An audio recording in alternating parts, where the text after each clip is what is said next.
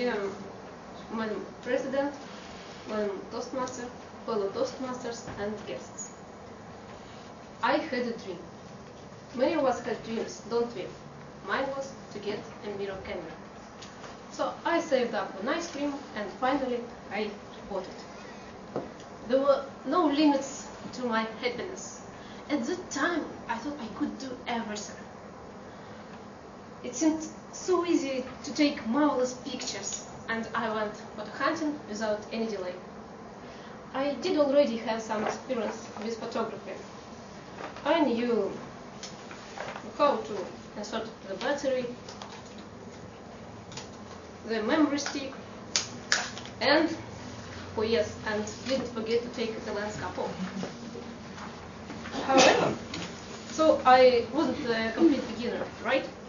However, some of my worst shots were, I thought, tremendous while I was taking them. How badly I was mistaken. I'll tell you about 3 ways that worked just perfectly for me to take the really awful pictures. The first way, I'm professional. I thought I was the god of camera. Having such a big gadget, there was no other way, right? And whenever anything looked interesting, I pushed the button. But when I downloaded the pictures onto the computer, most of them were complete flops. Why is it happening, I asked myself. I was too self-confident. And I didn't see any difficulties in taking pictures. Isn't it easy to learn how to push the button on pushing the button to take millions of pictures, just taken. But there were no everything good in these pictures. Of course, there will be some really good ones among them.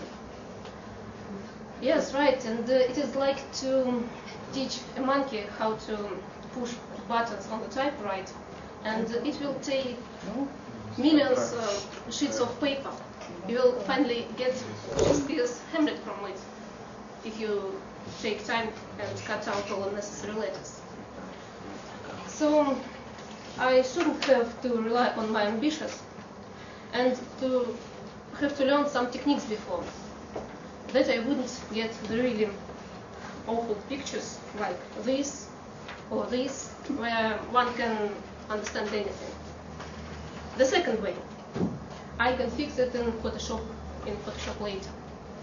If someone tells you never to use Photoshop, don't believe it. This person clearly doesn't understand anything in photography. Photoshop is a powerful computer tool for improving digital pictures. So I took as many pictures as I could with bad lighting, unnecessary details. I imagined that I could fix them in Photoshop later to get this from this. But after downloading hundreds of pictures, my enthusiasm seemed to wane. I didn't have enough time for sorting the pictures, never mind for fixing them on the computer. I kept on accumulating more and more pictures which needed correction, but didn't have the time to fix them. So sometimes it's usually faster to change the lighting, to sweep the mess from the floor, than to spend hours later fixing them in Photoshop. The third way that worked for me is blurring pictures. It wasn't necessary to break my hand thinking about a good idea of my picture. Having the camera with a lot of opportunities, I got a hostage of these opportunities. I started to take macro pictures of flowers, ducks in zoo, sunsets. There was no any idea in these pictures.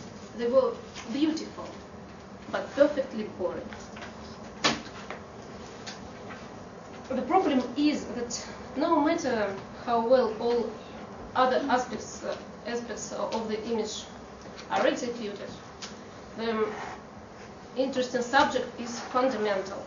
One can ask, interesting to who? For me, an interesting picture is one that tells the story, wakes up emotions, and saves memories. And what I understood, that camera is not everything.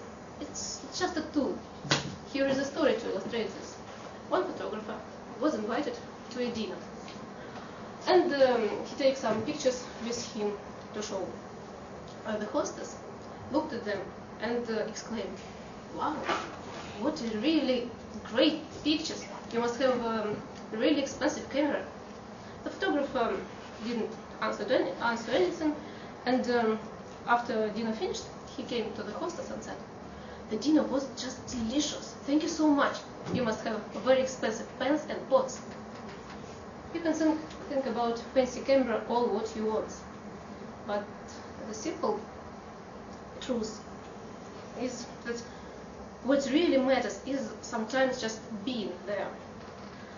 And if you don't follow my detrimental advices, like being too self-confident, counting on the computer, and taking pictures without any clear idea in your head, you will enjoy the process of taking pictures. Just don't forget to take the lens cam off.